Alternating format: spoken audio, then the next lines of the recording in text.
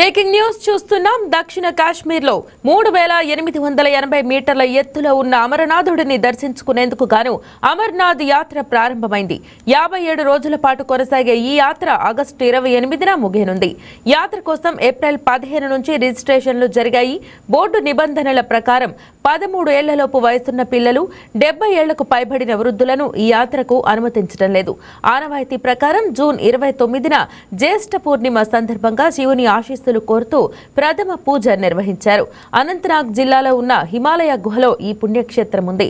సహజ సిద్ధంగా ఏర్పడే మంచు లింగాన్ని శివుని స్వరూపంగా విశ్వసించి పూజలు చేస్తారు. భక్తులు 2 మార్గాల ద్వారా ఈ యాత్రకు వెళ్లవచ్చు. పహల్గాం మార్గంతో పాటు బల్తాల్ మార్గం అందుబాటులో ఉంది.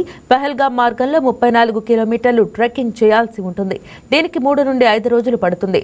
బల్తార్ మార్గం 14 కిలోమీటర్లు మాత్రమే ఉండి యాత్ర పూర్తి చేసి అదే రోజు బేస్ క్యాంప్ కు తిరిగి చేరుకోవచ్చు. గతంలో పహల్గాంలో జరిగిన ఉగ్ర దాడి నేపథ్యంలో ఈ ఏడాది కట్టుదిట్టమైన భద్రతా ఏర్పాట్లు చేశారు.